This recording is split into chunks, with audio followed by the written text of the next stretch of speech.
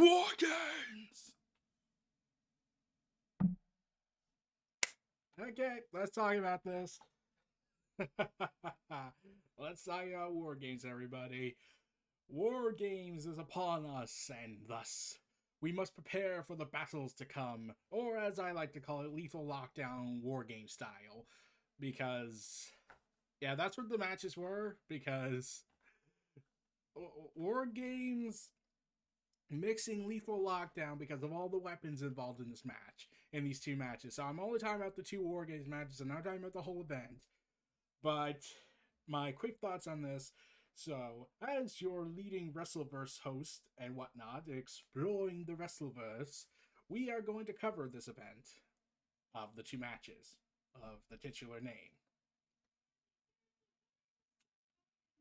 So, anyways, WarGames goes ahead, and the presentation is just insane. I love the presentation they give to it, and also Black Sabbath's. No, wait, not Black Sabbath. Trying to remember the theme. The War Pigs thing. They also. It's just insane how much they put so much effort into this, especially with their Capital Wrestling Center, as they call it, at the Performance Center. I am just astonished by it. But they also use virtual fans along with live fans. But considering what's been going on with that, I get the feeling that it was probably a bad idea. But that's a different opinion on that. So, WarGames has two of them. We have Team Dakota Kai, Team Sots, and Team Candice LeRae. And they are consisting of Team Candice LeRae, the heels, Candice LeRae, Dakota Kai, Raquel Gonzalez, that's and Toni Storm. Yeah, she's a heel. I didn't even know that.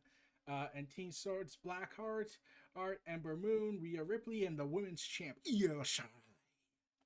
So, yeah. So, yeah, and I'm wearing a New Japan Pro Wrestling Cease and Desist Elite shirt. I'm talking about NXT. Oh god, the comments are gonna go crazy over this if I get any.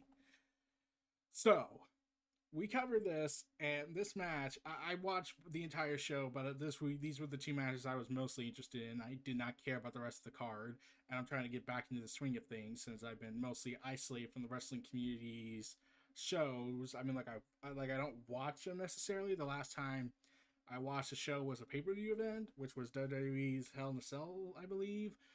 No, a Survivor Series, and then I saw Full Gear and all that. But I haven't really been watching the shows like into it because of the virus there's and the fake artificial crowds. And then I watched Winter is Coming, and I felt a little bit of that pre-COVID breakout.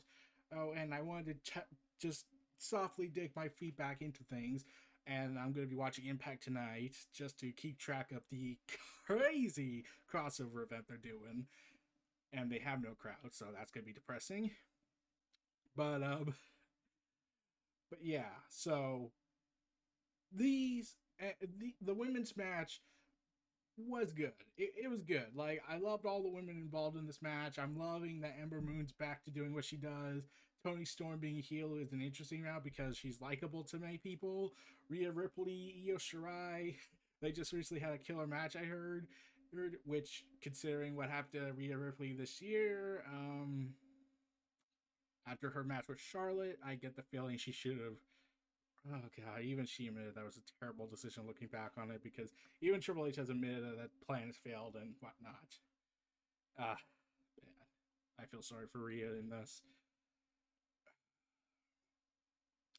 But yeah, but the one staple thing about both the men and the women matches was that they brought weapons in, and the shark cages. Like, okay, I get why the shark cages to be more logically consistent, because couldn't the wrestlers just rush to the ring, get in, beat the holy cat hell out of everybody, and just destroying the integrity of the games? Okay, I get that. I really do. And that actually makes sense to have cages involved to, keep the opponents from getting out, and it led to some interesting angles, like when the Undisputed Era trapped Pete Dunne in the cage that one time. Oh man, that was fun. But the thing that I kind of miss about old school war games is, well, besides the obvious lack of a roof, because Triple H reportedly wanted to do a roof. He never came out publicly saying this. He said he supported the idea of not having a roof, even though there was a report that disputes that, saying he did in fact wanted to have a roof, but Vince had a personal issue with that because it reminds him of an evil empire that he hates with a fiery passion because he's not the evil empire of that era. So disappointing on that, and I'm hoping when AEW brings back the blood and guts structure they were going to do before the virus had went down, that they have a ceiling involved, and I hope they bring in some of the old rules. Like one of the things I did bring up was how the War Games match is different in the WWE, whereas in the previous War Games the way to win was submission or knockout. But in this, you can get a pinfall victory, and it led to that confusing 1998 War Games match that had 3 teams of 2, I believe. I could be wrong. And wait, 3 teams of 3, which was for a #1 contendership and whatnot. I don't get. I know I'm spinning around here with this, but like considering I am talking about war games, that is relation to this, but it led to such a confusing mess that I didn't get why. Wait, why are there teams if this is a #1 contenders match where only one wins? So yeah, Team WCW, Team NWO, and Team NWO Wolfpack. Oh man, that was a confusing day. At least it led to DDP versus Goldberg, which was awesome. So yeah. Uh, so the teams of of Team Candice Ray and Team Blackheart, as I'm calling it, uh, it was a pretty good match. It was an honestly pretty good down grounded, vicious fight, and we got some gift moments out of it. Io Shirai jumping off the ceiling with a dumpster can around with a trash can over her. Yeah, and she made tweet posts where she says I'm trash, and everyone else is like, "No, you're not trash. You're phenomenal." And I agree with the phenomenal part. Oh, if only she can main event WrestleMania one day with Asuka and have a killer Joshi style matchup of Japanese women wrestling.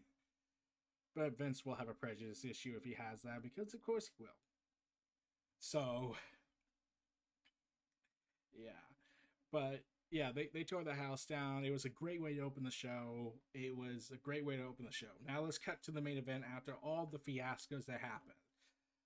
The Undisputed Era versus Team Pat McPhee. He had one match with Undisputed with Adam Cole back in August, and now he's back to feud with him again and the rest of the group. And he's brought his own group with him. So okay, so the reason why I skipped over the women's match wasn't out of any reasoning. It was mainly because I don't know what the storyline was because I haven't been watching NXT as much because of the artificialness that was going on. I haven't been watching SmackDown, Raw. I only watched the pay-per-views, and even then, it's uncomfortable for me. So yeah, I haven't got up what's going on with the story, and so yeah, I only know about Undisputed Era and Pat McPhee's feud because it made mainstream news because of the podcast. Yeah. And the only thing I also heard was CM Punk's comments regarding Pat McPhee about how great he's better on the promo than 95% of the roster, which is unbelievably sad, and I'm pretty sure pissed Vince off. Especially when it pissed off the talent because CM Punk has a history of not liking a lot of people. I can understand that. So, yeah, it leads to. So, the story that I managed to gather up was that Danny Burch and Oney Lorcan and another guy who was at the last TakeOver match event where he attacked Adam Cole, I believe, where it was revealed that something's going down, something big's going to happen. He sadly got injured on the next episode of NXT, so they had to switch plans around and they had to find a new guy. So the guy who got hurt was set for a big push. Then he got hurt. Sucks, I get it.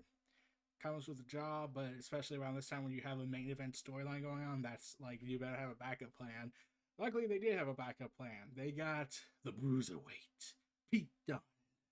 And honestly, this made more continuity sense because Pete Dunne has a history with the Undisputed Era. Remember, Roderick Strong stabbed him in the back, literally, and took him down a few years back. Yeah, it makes sense. It honestly, for God's sakes, makes sense that Pete Dunne would join Team Pat McAfee in order to get revenge, especially Orton Lorcan and Danny Burch, because they have had a history with the Undisputed Era. This other guy, I don't know if he did have an Undisputed Era history with him. So Team Pat McAfee is filled up with people who want revenge against the Undisputed Era for what they've done.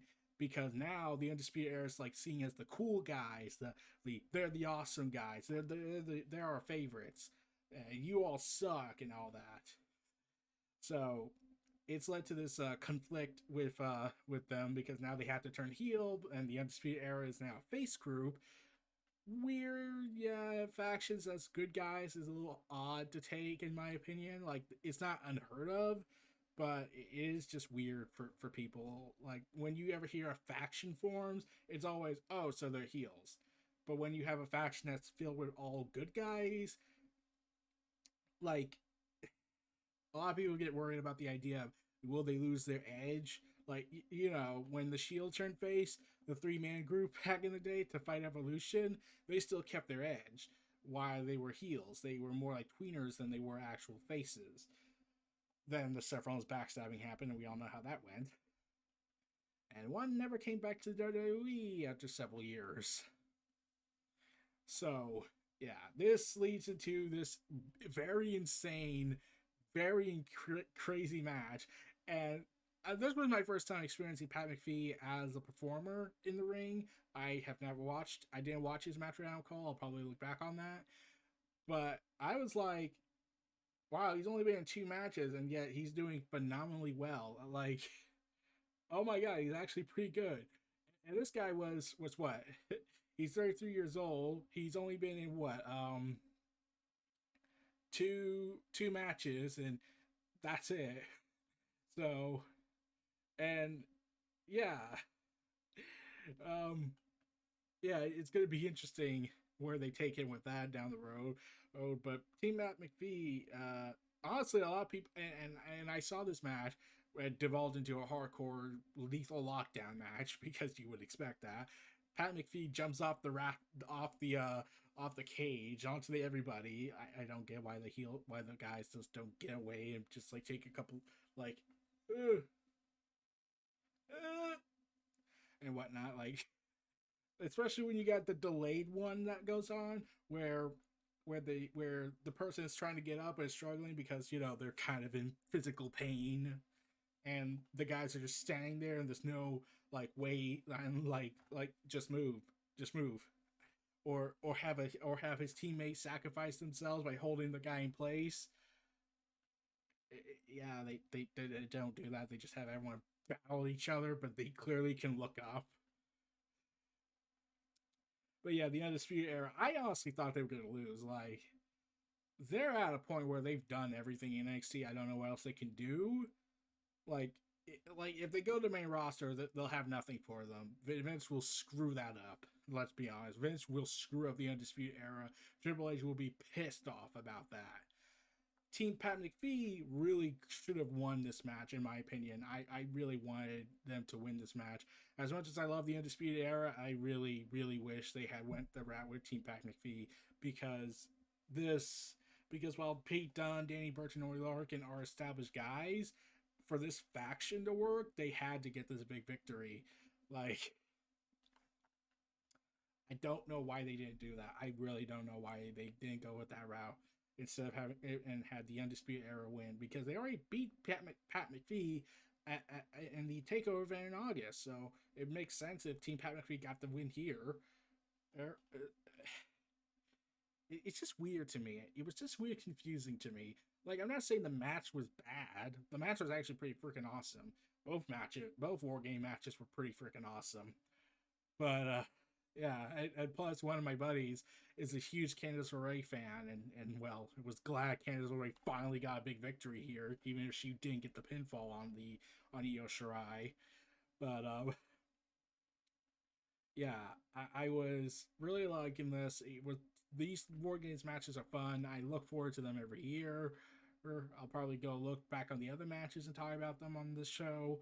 But it's just fun all around seeing War Games and letting them go all out in this, whereas you get very restricted. But I kind of hope, I kind of hope that they move forward, that they do at least one, because how many all the War Games matches they've done for the last 4 years in a row, and Undisputed Era has been in every single one of them, which is amazing. So let's see if they make it to next year if they're still around. But I kind of hope that next War Games next year, provided the world doesn't blow itself up by the end of 2020, because that's where the we're looking for now. If Darkseid invades, um, that that it leads to that if the Undisputed Era is not around, like they go for a traditional War Games feel instead of being the lethal hybrid of hardcore wrestling with lethal with